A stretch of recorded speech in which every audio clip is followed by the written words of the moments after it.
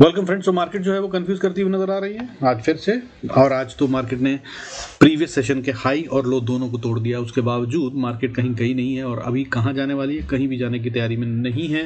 क्योंकि ये जो काम कर रही है वो काम ये है कि भाई जो 20 नवंबर से फ्यूचर एंड ऑप्शन में चेंजेस होने वाले हैं, उसकी वजह से इनकी जो ऑलरेडी क्रिएटेड पोजीशंस हैं स्मार्ट मनी की, DIIs and FIIs both are included in that, उनकी बड़ी लंबी लंबी पोजीशंस बनी होती हैं भाई। कई कई महीने आगे तक की इनकी पोजीशंस बनी होती हैं, हेज बने होते हैं, कैलेंडर स्प्रेड बने होते हैं। ये सबको रीअलाइन कर रहे हैं और मार्केट अभी ऐसे ही चलती नजर आएगी। सो सावधानी पूर्वक काम कीजिए, किसी लंबी पोजीशन में जाने की जरूरत नहीं है।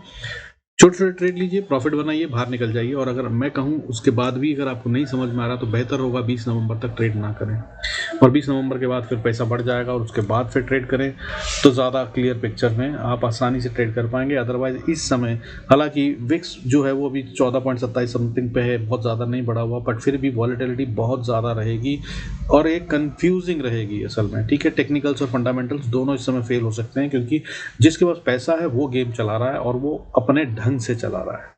ठीक है, और वो बदलता रहेगा अपनी पोजीशन को जब उसको जिस तरफ रियलाइन करना है उसके हिसाब से, और ये चल देगा 20 नवंबर तक।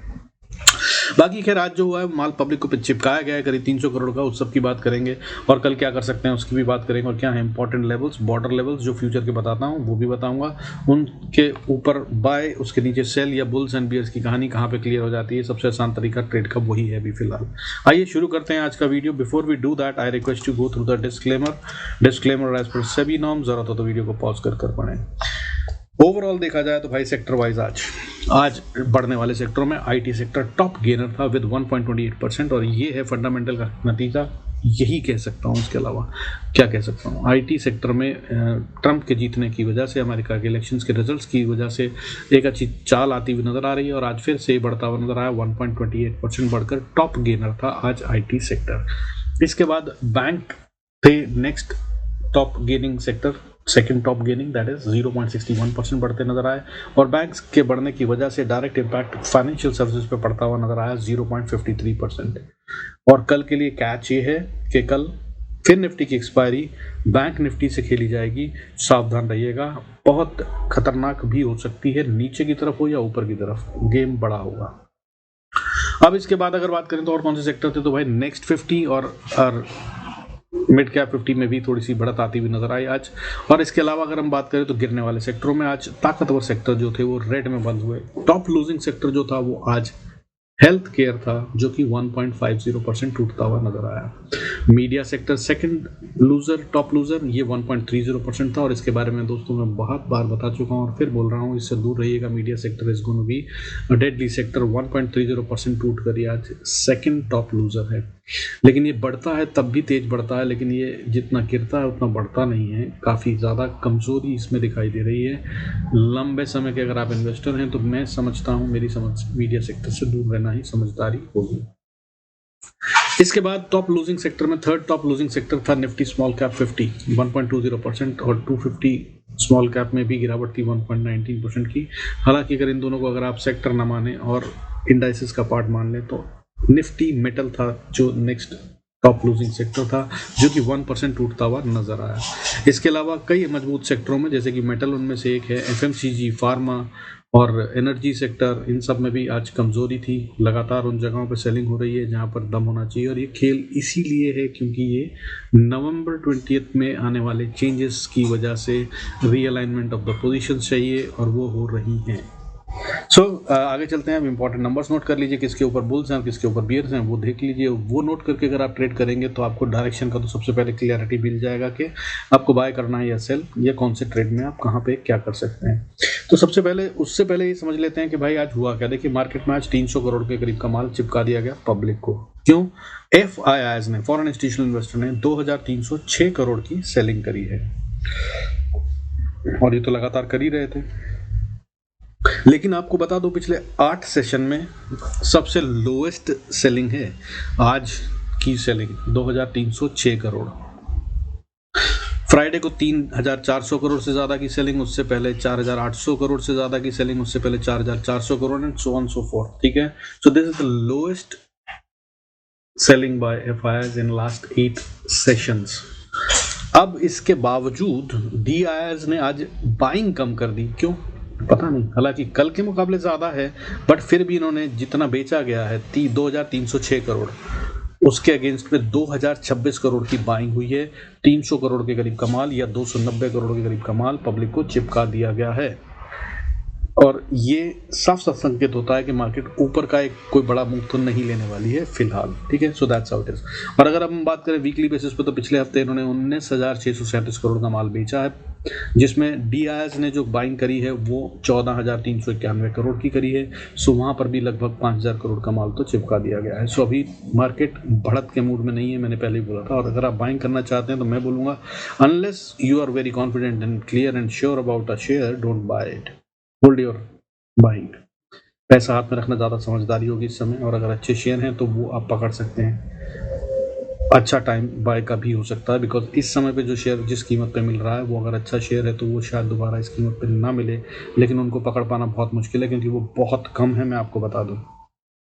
हालांकि दिवाली पे जो मैंने पिक्स दिए थे वो सारे चलते हुए नजर आ रहे हैं, खासी भयंकर बढ़त है, जिनमें से मैंने बताया था सुमित सिक्योरिटीज़, मैंने NBI फाइनेंस और पलाश सिक्योरिटीज़, कई सारे शेयर थे, 5 शेयर, ठीक है, वो टेलीग्राम पे दिए थे मैंने और व्हाट्सएप ग्रुप में भी दिए थे। होप आपने उनका इस्तेमाल करा होगा। तो अभी भी बढ़ रहे हैं वो, और आगे भी और बढ़ते हुए नज़र आ सकते हैं। हालांकि अब नई एंट्री करना समझदारी नहीं होगा, क्योंकि 30% भी बढ़ चुके हैं। सुमित सिक्योरिटी जैसा शेयर रोज़ 10-10, 20-20% बढ़ता हुआ नज़र आ रहा है। 63 मून खासा बढ़ चुका है। So please be very careful while doing new entries, but ये सारे अच्छे शेयर्स हैं, देखने हो तो आप देख सकते हैं। बाकी अब चलते हैं आगे और समझते हैं लेवल्स क्या हैं हमारे इंपॉर्टेंट वाले। तो भाई बॉर्डर लेवल्स, निफ्टी फ्यूचर अभी है 24,226 पे, और 270 पार करना है इसको, 266.52 टू बी वेरी प्रिसाइज।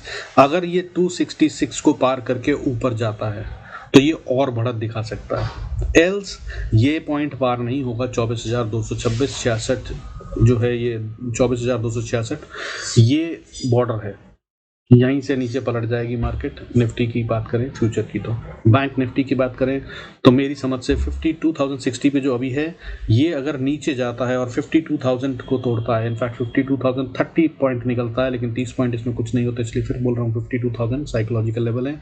उसके नीचे अगर ये जाता है तो ये बियर्स की पकड़ में है, और बियर्स वाला गेम इसमें खेला जा रहा है। कल के लिए बहुत ज़रूरी और इंपॉर्टेंट होगा, फिर निफ्टी की एक्सपायरी के साथ इसको ज़रूर देख के चलिएगा। मिड कैप निफ्टी अभी 12,492 पे है। अगर इसको बोले बुल्स के कब्जे में आने के लिए, यानी कि बाय में आने के लिए, तो इसको सिर्फ 12,505 के ऊपर ट्रेड करना है, और अगर ये 12,505 को सस्टेन कर लेता है तो ये और ऊपर जा रहा है, इसकी बहुत हाई प्रोबेबिलिटी है। जो पैसा लग रहा है वो मिड कैप और स्मॉल कैप में ही अभी भी लग रहा है। हालांकि पहले जिस तरह से ऑलमोस्ट 80% शेयरों को बाय किया जा रहा था, वहां पर अब वो क्वांटम कम होकर 20-25% रह गया है, लेकिन बाइंग अभी भी वही हो रही है। बाकी फिर निफ्टी भाई कल एक्सपायरी अभी है 24,056 पे, इसका जो फ्यूचर है 24,056.9। तो अगर ये 24,060 के ऊपर ट्रेड करता है तो ये बुल्स के हाथ में है, अदरवाइज ये अभी फिर सेल की कहानी बता सकता है। इसको ज़्यादा नहीं, सिर्फ 10 पॉइंट या 5 पॉइंट ऊपर जाने के बाद मज़ा आ जाएगा अगर बुल्स इसको दौड़ाते हैं तो, क्योंकि कल है इसकी एक्सपायरी, बड़ा गेम हो सकता है। लेकिन अदरवाइज ये वहीं से कमजोरी के साइन दिखा रहा है, यहीं से ये नीचे जाएगा, तो मतलब एकदम डॉट पॉइंट पे है। बाय या सेल ओपन होते ही मार्केट में आपको क्लियर करता हुआ नजर आएगा। Use this levels. बाकी चार्ट पे समझते हैं कि क्या हो रहा है। आइए चार्ट देखने की बात। अच्छा, कुछ शेयर भी दे दूं यार, कुछ लोगों ने कहा था कि शेयर्स भी दे दिया करें, तो भाई मेरे को एक पावर ग्रिड अच्छा शेयर दिख रहा है कल के लिए। पावर ग्रिड में कुछ गेम इस तरह का है कि इसमें बहुत छोटे स्टॉप लॉस के साथ गेम बन रहा है मेरी समझ से, तो मैं आपको बताने की कोशिश करूंगा, इसको आप यूज कर सकते हैं। And Shan Makhani ji, this specially for you also, आपने काफ़ी रिक्वेस्ट करी थी और नाराज़गी भी जताई थी, तो आपके लिए दे रहा हूँ। देखिए अभी जो है पावर ग्रिड, और नोट कर लीजिए ये F&O में भी ट्रेड होता है, सो इसमें झटके बहुत आएंगे, डराया जाता है, लेकिन मैं जो बताऊंगा उसको अगर आपने ठीक से नोट करके देखा तो आपको कोई दिक्कत नहीं होगी ट्रेड में। अभी कहाँ पे है ये? 330 पे, ठीक है, 330 पे। अगर इसको टूटना है, अगर इसको नीचे जाना है तो ये 328 के नीचे आ जाएगा, नहीं तो ये 328 के नीचे नहीं आने वाला। पहली बात समझ में आई। दूसरी बात, अगर ये ऊपर जाता है तो पहली रेजिस्टेंस इसको 332 पे, अगली रेजिस्टेंस 335 पे, और इसके ऊपर अगली रेजिस्टेंस इसको 338 पे, और इसके ऊपर अगर ये चलता है तो फिर ये 346 तक भी जा सकता है। 346 पे इसकी अगली रेजिस्टेंस है, इसमें ये मजबूती आ सकती है और मेरी समझ से ये ऊपर जाने के मूड में ज़्यादा है। So try and use it, this is what the game would be कि आप कल इसको अगर बाय करते हैं या अगले 2-4-5 दिन के लिए स्विंग ट्रेड की तरह से, तो 346 के लेवल्स हैं जो आते हुए नजर आएंगे। 330 पे अभी है, 16 रुपए का प्रॉफिट इन 2 डेज मिलता हुआ नजर आ सकता है। इसको अगर आप चाहें तो कन्वर्ट कर F&O के हिसाब से भी खेल सकते हैं, और अगर 346 के भी ऊपर चला जाए तो मैं बहुत हैरान नहीं हूँगा। इसमें काफ़ी दम दिख रहा है और ये स्ट्रॉन्ग दिख रहा है अभी फ़िलहाल के लिए, ठीक है। हालांकि लेवल का ध्यान रखिएगा, मैंने जो बताया 328 के नीचे अगर ये आता है तो ये गड़बड़ हो जाएगा मामला। To be on a safer side आप 327 भी रख सकते हैं इसका लेवल, और 327 के नीचे अगर ये गिरता है तो तब ये मेरी समझ से फिर ये 322 से 20 का लेवल है जिसको ये सपोर्ट की तरह यूज़ कर सकता है। लेकिन अगर ये भी ना बची और ये टूट गई तो फिर ये नीचे की तरफ चल पड़ा और 315 और उसके बाद फिर 310 के लेवल को या 311 के लेवल को ये छूता हुआ नज़र आ सकता है। सो ये दोनों गेम पॉसिबल हैं। हायर प्रोबेबिलिटी कि ये और ऊपर जाए, थोड़ा ऊपर जाके अगर ये गैप अप ओपनिंग देता है तो ये चांसेस हैं कि ये नीचे की तरफ आने की कोशिश करेगा।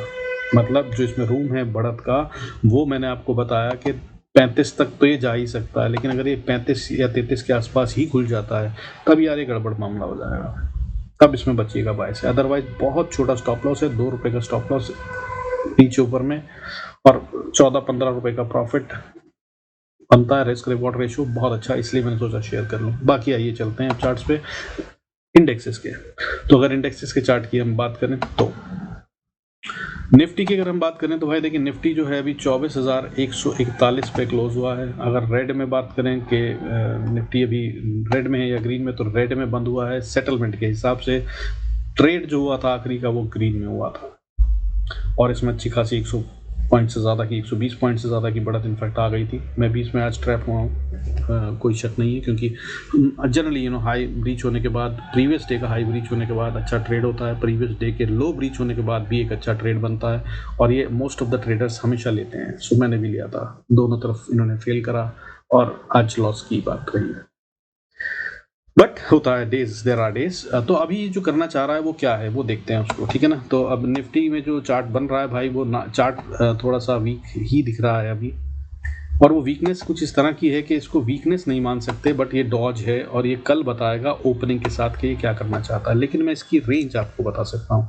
तो मेरी समझ से अगर ये बात करूँ, नीचे अगर इसको जाना है तो ये 24,100 को तोड़ देगा और उसके नीचे ही रहेगा, और अगर इसको ऊपर आना है तो भाई 24,200 15-16 का लेवल है, ये इसको पार नहीं कर पाएगा। और अगर ट्रैपिंग करनी है तो इन दोनों के बीच में ही ट्रेड करेगा कल, ये है पहला सिनेरियो। अब अगर नीचे का लेवल तोड़ देता है तो ये कहाँ तक जाएगा, तो देखिए अगर 24,100 को तोड़कर नीचे ट्रेड करने लगता है तो 24,070 तक थोड़ा सा सावधान रहिएगा, 70 या 60 तक, वहाँ तक ये वापस बाउंस कर सकता है। लेकिन अगर वहाँ नहीं रुका तब ये आ रहा है फिर 23,940 तक, और 23,940 को भी अगर ये डिफेंड कर गया तो बहुत अच्छा, नहीं तो फिर 23,840 से 810 का लेवल है, ये है अगली सपोर्ट। और अगर ये भी टूटी, निफ्टी भाई जिस तरह से खेल रहा है ये कर सकता है, तो फिर ये गेम खतरनाक हो जाएगी, तब ये गेम बहुत खतरनाक हो जाएगी। और खास तौर पर अगर इसके नीचे क्लोजिंग हो गई, क्योंकि तब ये ओपन हो जाएगा 23,300 से 23,260 के लिए, सावधान रहिएगा। और अगर ऊपर जाना है तो भाई इसको ऊपर 215 पे सबसे पहली रेजिस्टेंस है, 215 से 20 पे अगली रेजिस्टेंस, इसको 270 से 80 का लेवल मान लीजिए, 70 to 280। और अगर इसको पार कर लिया तो फिर ये एक अच्छा मूव देगा, बड़ा वाला मूव हो सकता है वो 24,430 से 450 का लेवल, ये है क्रिटिकल लेवल। हालांकि उसके ऊपर भी इसको अच्छी रेजिस्टेंस है, 24,490 से 530-35 एक स्ट्रॉन्ग रेजिस्टेंस है, इसको भी पार कर ले तो बड़ी बात होगी, तब ये एक अच्छे मूव में आ गया। हालांकि मुझे लग रहा है कि ये शायद 20 नवंबर के बाद ही होगा, उससे पहले होता नजर नहीं आता। हालांकि अगर हो जाए तो this will be open for 24,690 से 700 का एरिया, और अगर इसके भी ऊपर गया तो फिर 24,835 से 850 का लेवल, और ये इसके बाद 850 से 950 वो लेवल है भाई, जिसका मतलब ये है कि अगर इसको पार कर कर निफ्टी ट्रेड करने लगता है और खासतौर पे क्लोजिंग देता है तो फिर नेक्स्ट बुल रन बिगिंस, ठीक है। क्योंकि जो पैटर्न मैंने कल समझाया था वो सारा ब्रीच हो जाएगा, नलीफाई हो जाएगा, अदरवाइज उसके हिसाब से अभी नीचे जाने के मूड में है मार्केट, और डेटा भी नेगेटिव ही है, असल में पॉजिटिव नहीं हुआ है अभी।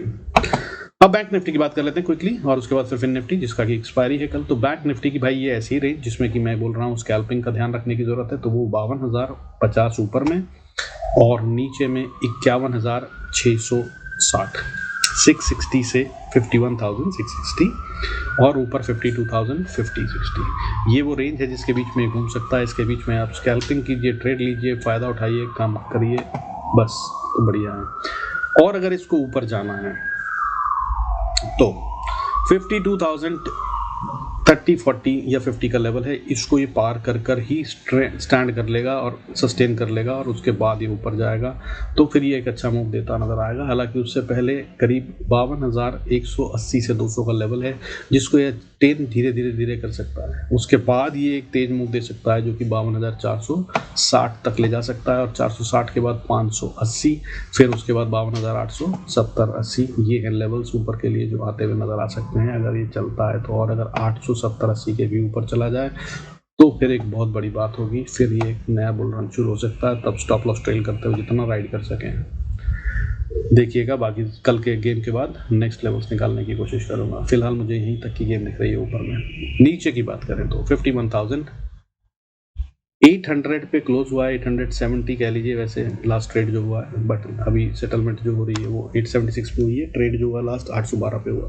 तो जो सबसे पहली सपोर्ट बनती है तो यार वो तो 812 ही 800 ही बनती है, ठीक है। 800 को तोड़ दिया तो नीचे 730-40 तक है, इसको तोड़ दिया तो फिर अगली सपोर्ट 51,567 पे है, और अगर इसको तोड़ दिया तो फिर 51,438, फिर उसके बाद 51,344 और उसके बाद 51,260-70 का एरिया। और अगर इसको तोड़ा तो फिर ये एक डेंजरस बियर कंट्रोल ड्राइव शुरू हो जाएगी, और यहाँ से फिर ये 50,950-60 के लिए ओपन हो जाएगा।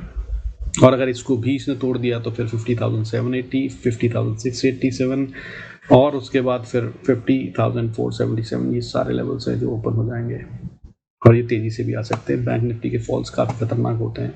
इसके बाद मिलेगी एक मजबूत सपोर्ट जो कि है 50,290, और इसका खासा इंपैक्ट डायरेक्टली फिर निफ्टी पे भी पड़ेगा। सो फिर निफ्टी के भी लेवल सुन लीजिएगा। फिर निफ्टी की बात करें तो फिर निफ्टी भाई एक इंपॉर्टेंट लेवल पे मेरी समझ से ये इसके नीचे जाना नहीं चाहता है, 23,900, ठीक है। आज इसने कई बार इसको टेस्ट करा, यहाँ देखें तो आप, ठीक है।